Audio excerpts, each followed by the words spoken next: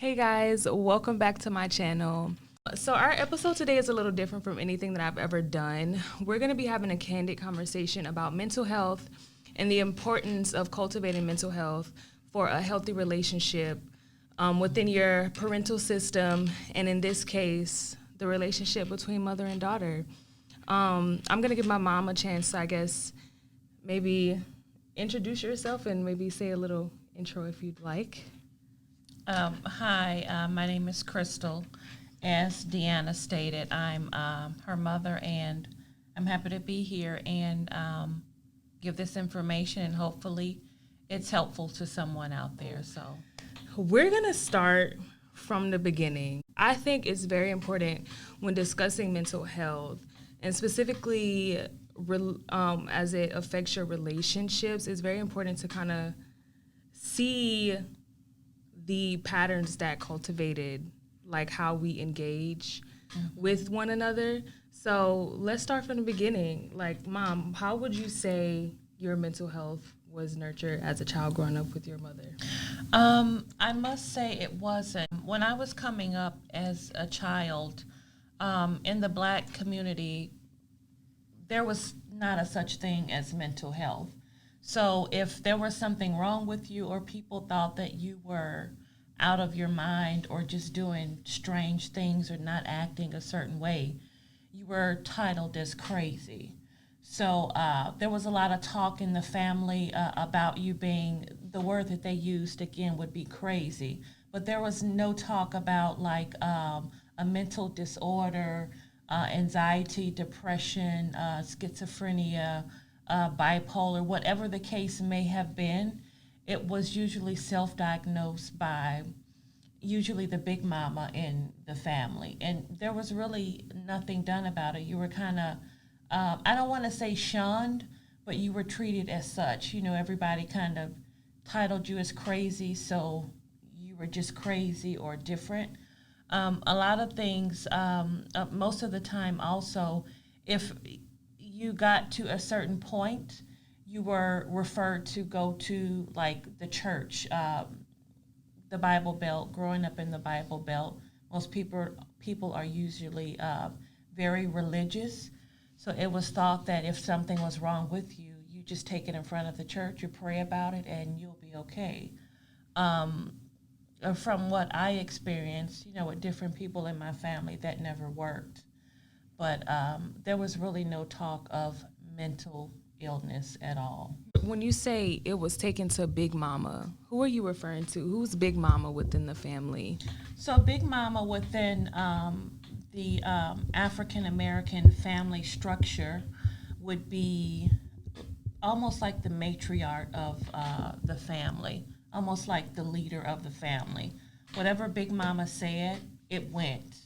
You know, you couldn't come behind Big Mama and make a decision. She was the decision maker, and what she said was how it was going to go. Yeah. I can definitely relate to, or not so much relate, but I know that the Black church is that's a really big conversation. Mm-hmm. And the Black church in general just has like a huge, impact on the Black community. Right. So the idea of bringing everything, before the bishop, before the pastor, and praying about it, that's been, Yeah, it's very common. Mm-hmm. And I think another aspect of dealing with mental illness, or even diagnosing it properly, I would say that a lot of African Americans at that time were just not educated concerning, actually diagnosing a mental illness, just really finding out what was wrong with that person and getting medical care or treatment for it. You just didn't know it. So, in most cases, if you don't know something, you don't know how to correct it. So that was a problem as well. Mm-hmm. So I'm curious, as far as self-diagnosis goes, looking back, and I know a lot more about your past, and no pressure to share any of that, but looking back, at what point in your life did you realize, okay, I have to start addressing my mental health? And the second question is, looking back at your old self, what would you have diagnosed yourself with? With the information that I acquired at some point as an adult, I realized that for a long time I suffered from anxiety and probably a little bit of depression. And thinking back on it in my early childhood and as being a teen and even a young adult, I from far back as I can remember, I've suffered from anxiety and depression, but I was never able to pinpoint it because no one talked about it. So, thinking about it, just going back to childhood, it showed up in school, it showed up in activities, just not really being able to pay attention because something else was going on, or just kind of really being anxious all the time. A lot of that was connected to my childhood from childhood trauma.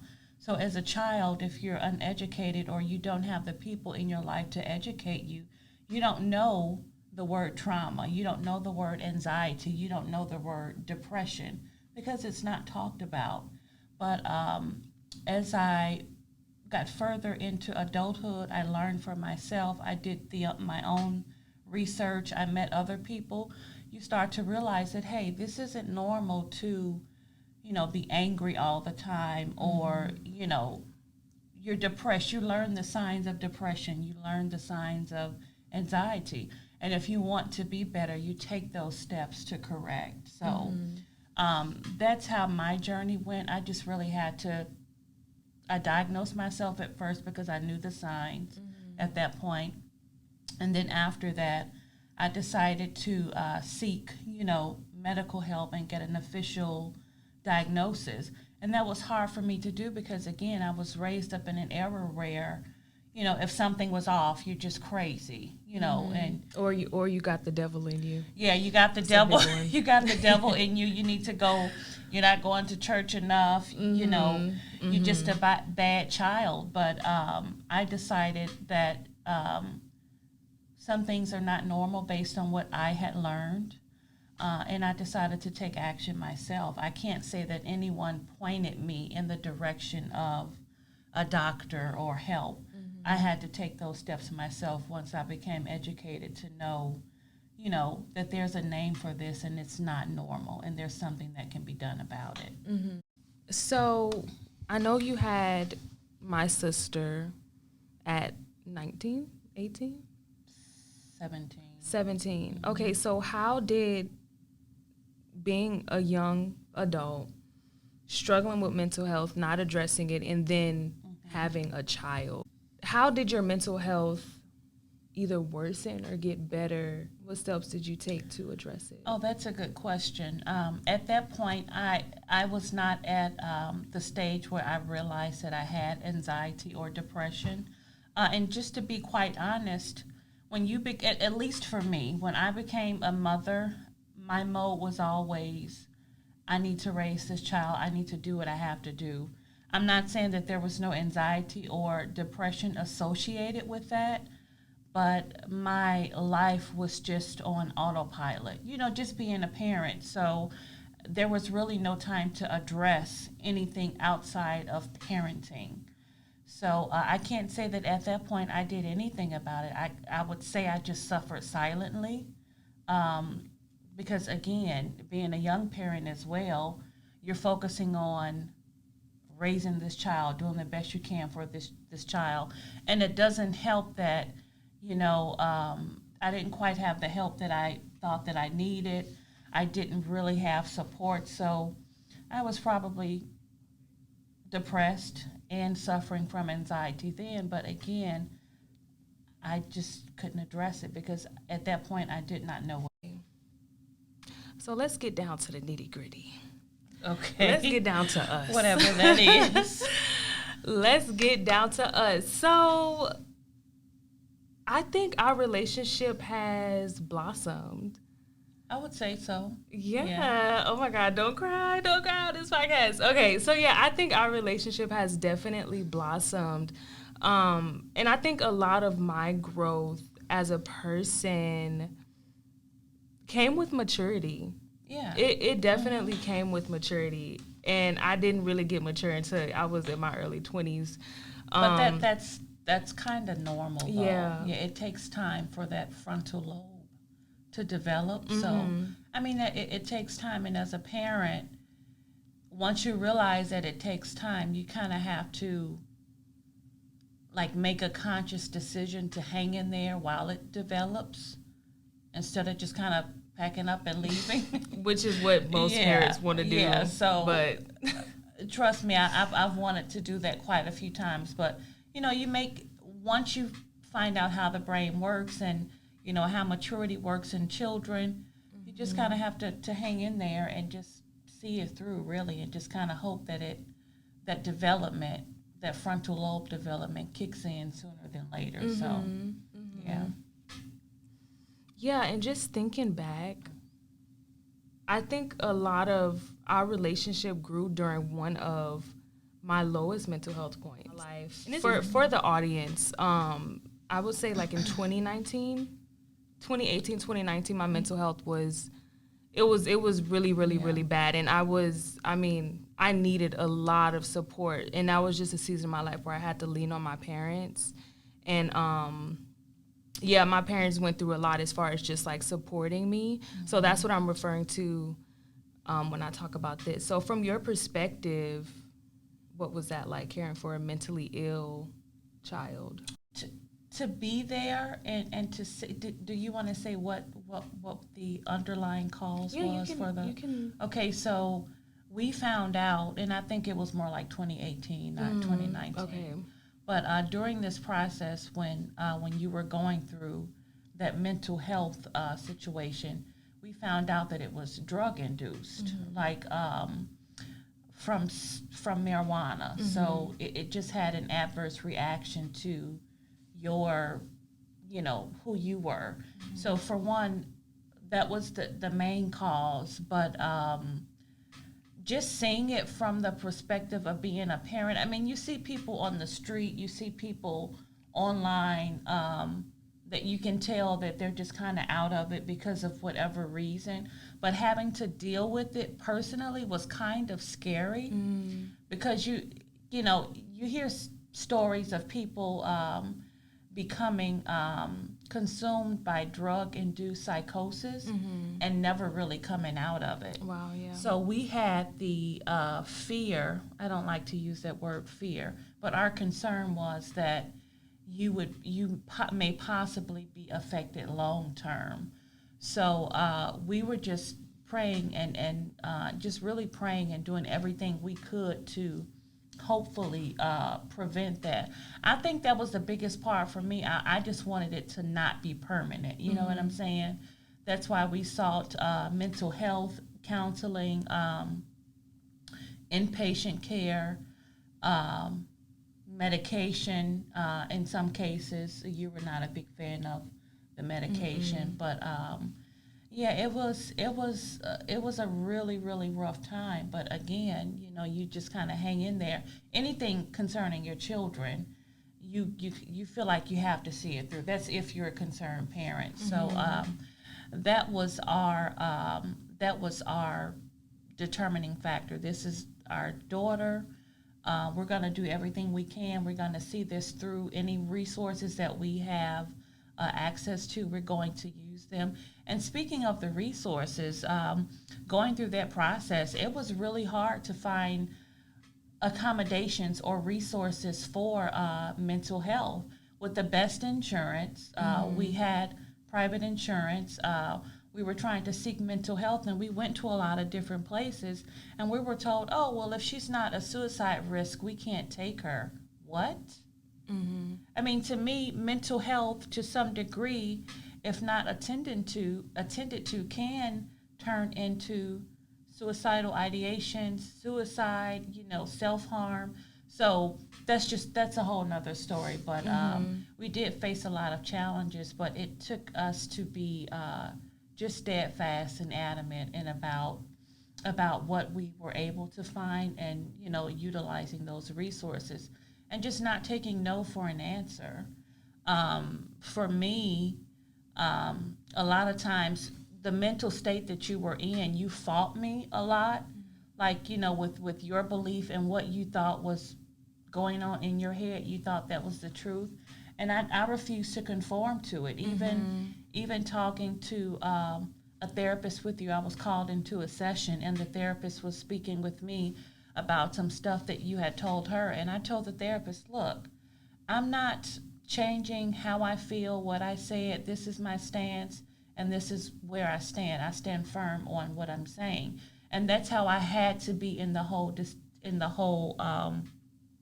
situation. A lot of times, if you don't get the right professional, they allow the person that's receiving treatment to shift blame.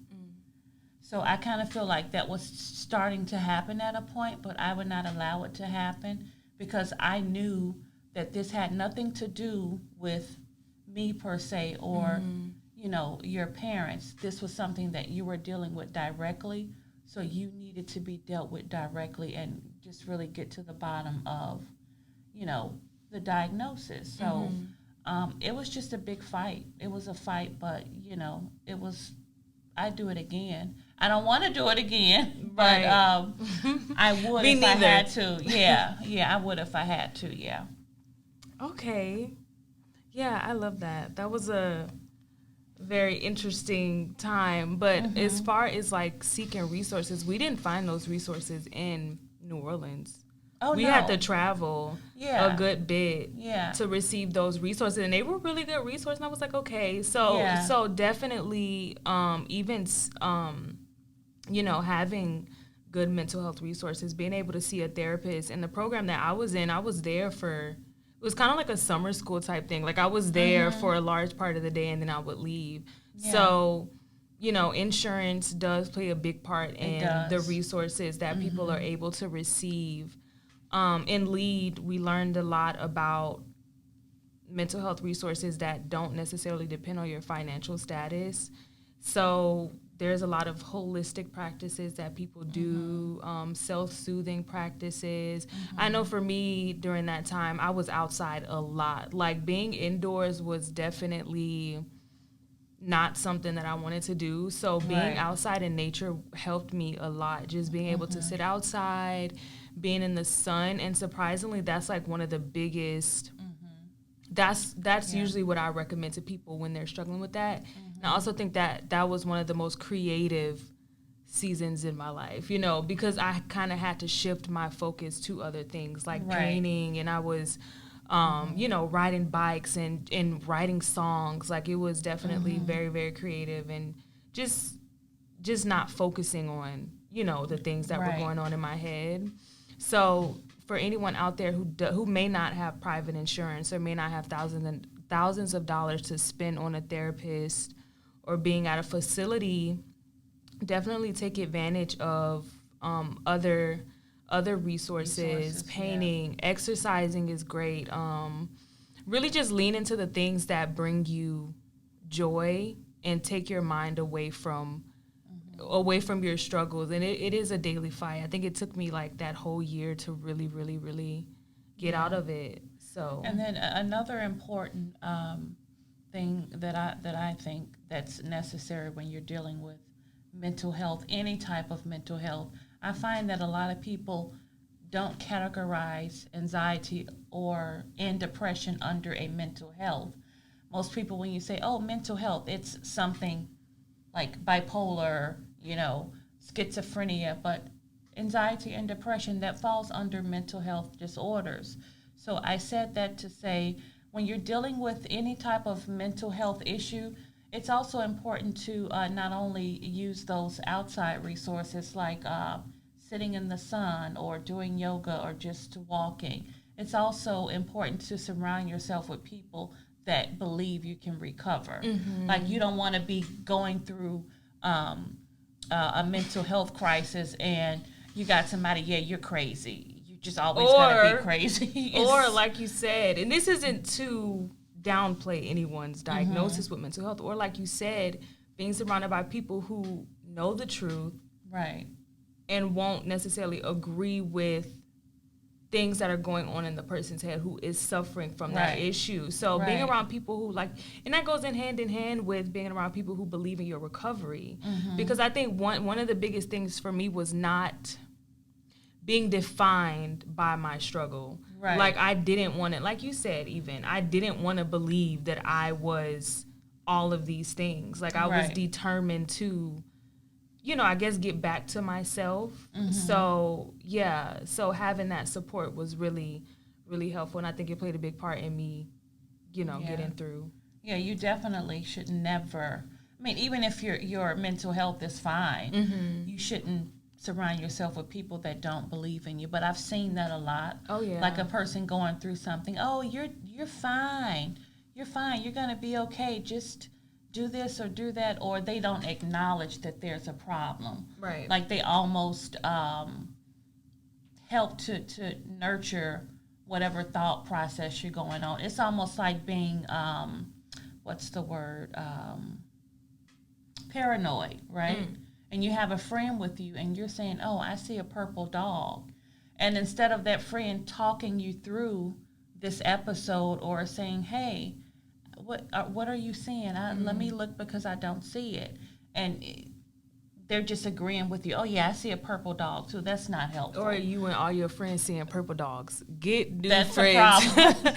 Get new friends. Whatever y'all are eating, drinking, smoking, doing, there's a problem. We should not Yeah. all be seeing purple dogs, but there has to be a level-headed person in the bunch. There has to be level-headed people around you that not only acknowledge what you're going through, but encourage you to seek help. Sometimes with mental health, you can't just do one thing and you're okay. Sometimes it takes a culmination of things. It takes therapy.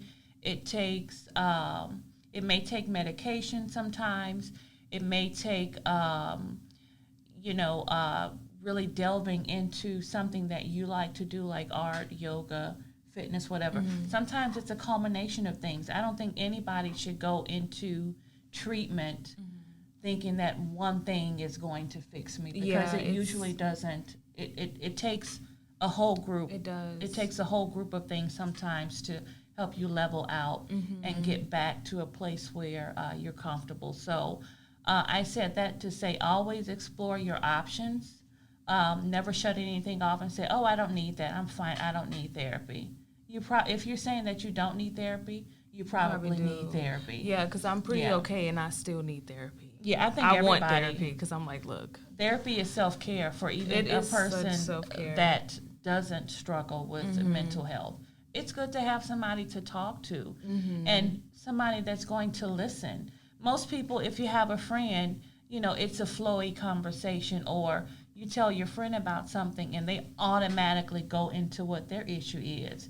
That's not beneficial to you. Yeah.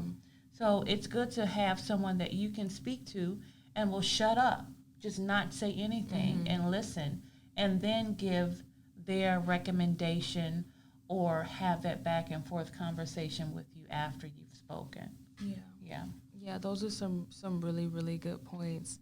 So to close this out, I guess we can skip to the present. I would say that as a family, fortunately, and I know this isn't everybody's situation, even for you with your upbringing, this was not your situation. Mental health was something that you couldn't talk about. But thankfully, with my mom, my dad, my siblings, we've been able to navigate a lot of the issues that we had by acknowledging toxic patterns, Right. breaking some of those generational beliefs, like Right. the idea that you don't need therapy, you're just crazy, and things like this. And I think even today we still have those conversations. So I think that it contributes heavily to us being able to get along, because I think it's a level of respect, it's a level of acknowledgement, of maturity, and definitely what we've been through together as mother and daughter. What's your perspective on our relationship today? I think we have a good mother-daughter relationship. I think you're at the age now where we're friends. We're grown people, Yeah. AKA I'm grown. Yeah, you're all the way grown. So I think our relationship has evolved. I mean, you're still my child, but we talk on the phone. We have three-way conversations with your sister. Sometimes we're in other people's business. We're discussing other situations, but it's like, we're talking. We can talk more like girlfriends now, but you all still respect me as your mother. But I would say, in closing, concerning mental health, is if you think that something is going on that's not normal, seek help. You know, get with a primary care doctor. They can give you a referral to psychiatry. Start doing things for yourself. You know, trying to get outside. Just really, it comes down to self-care.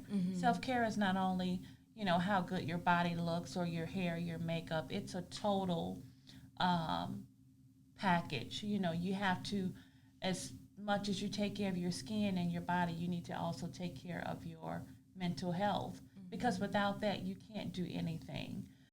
Thanks so much, Crystal, You're welcome. aka Mother, for being on my show. Yeah, and if you stayed to the end of this podcast, thank you. The video version of this will be going on my YouTube channel. So if you stay to the end, comment something in the comment section below. Yes, Tell me a little comment. bit about your experience. Hit that subscribe button. Let me know if you want to see more of this. And yeah, as I always say, don't forget to pray. Don't forget to slay all day. Okay? Amen. Deanna signing out. Bye. Bye.